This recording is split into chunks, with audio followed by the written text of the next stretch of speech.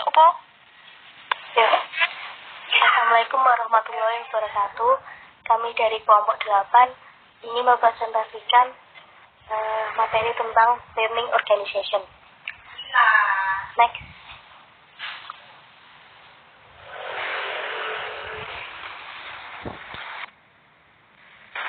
Next. Udah, next.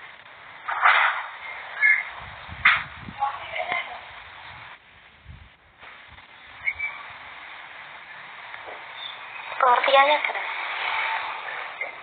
Oh.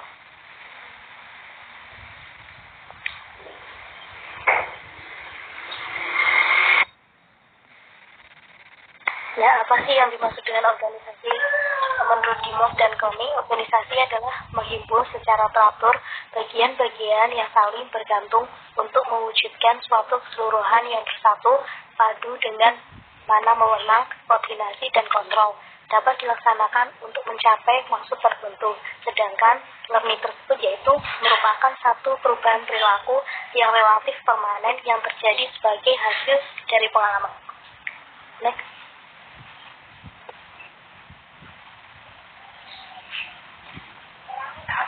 Sedangkan definisi learning organization menurut Bagler dan Dale yaitu mendefinisikan organisasi pembelajaran sebagai sebuah organisasi yang memfasilitasi pembelajaran dari seluruh anggotanya dan secara terus-menerus mentransformasikan diri. Sedangkan Rothberg dalam Dale menyatakan bahwa pembelajaran adalah suatu kegiatan bertujuan yang diarahkan pada pemerolehan dan pengembangan keterampilan dan pengetahuan serta aplikasinya.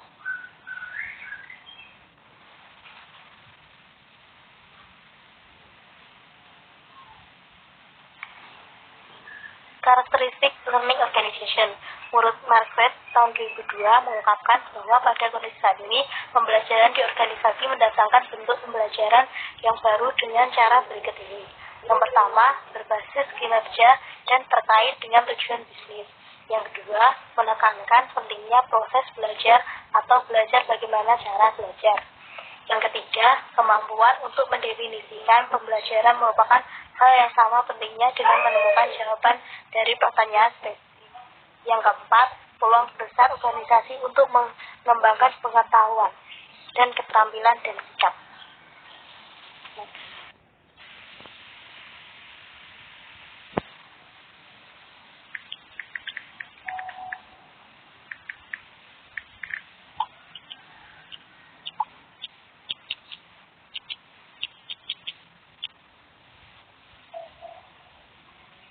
Selanjutnya, konsep learning organization. Organisasi pembelajar didasarkan atas beberapa ide dan prinsip yang integral ke dalam struktur organisasi. Dr. Peter Senge dalam hal ini menyebutkan bahwa inti dari organisasi pembelajar adalah disiplin kelima atau the fifth discipline.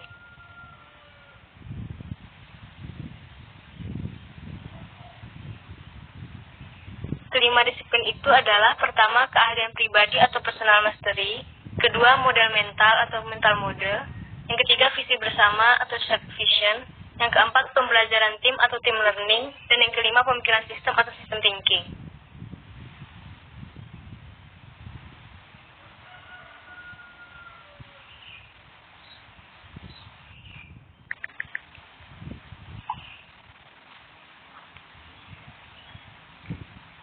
Yang selanjutnya, menurut Watkins dan Marsick 1998 memiliki 7 dimensi yang berkaitan dengan pembentukan organisasi pembelajar, yaitu yang pertama, menciptakan kesempatan belajar yang terus-menerus atau continuous learning, yaitu menggambarkan usaha organisasi dalam menciptakan kesempatan learning yang berkesinambungan untuk seluruh anggotanya. Yang kedua, mendukung inquiry dan dialog, yaitu usaha organisasi dalam membangun budaya mempertanyakan, umpan balik, dan melakukan percobaan. Yang ketiga, mendorong kelompok learning dan kolaborasi atau team learning, yaitu menggambarkan kerjasama dan kemampuan kerjasama yang mendukung pemanfaatan tim secara efektif. Dan yang keempat, memberikan kewenangan kepada karyawan melalui visi bersama atau empowerment, yang diartikan dengan proses organisasi untuk membangun dan mensosialisasikan visi bersama dan mendapat umpan balik dari anggotanya tentang kesenjangan antara keadaan saat ini dengan visi yang baru.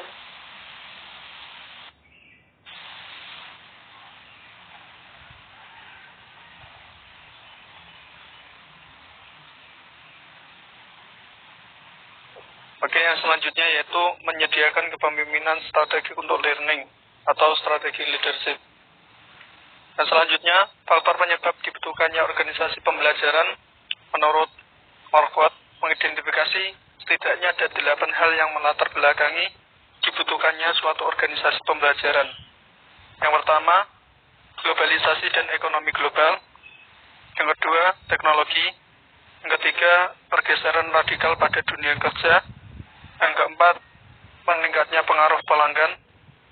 Yang kelima, berkembangnya pemikiran bahwa ilmu pengetahuan dan pembelajaran sebagai aset dari organisasi.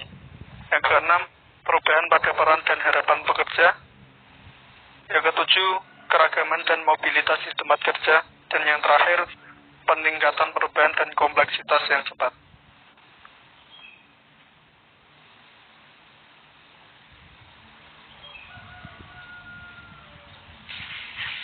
Nah, selanjutnya cara atau langkah penerapan learning organization dalam kesehatan masyarakat. Greener dan Saunders yang dikutip oleh Thornhill dan Dick 2003 pernah menulis buku yang berjudul 10 Steps to Learning Organization yang isinya menjelaskan tentang 10 langkah cara mengimplementasikan learning organization dalam kesehatan dan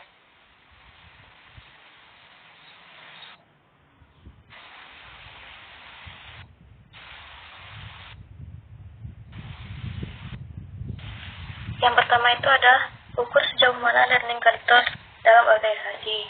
Yang kedua, promosikan isu-isu positif ke dalam organisasi dengan menggunakan konsep berpikir yang jelas dan dapat diaplikasikan.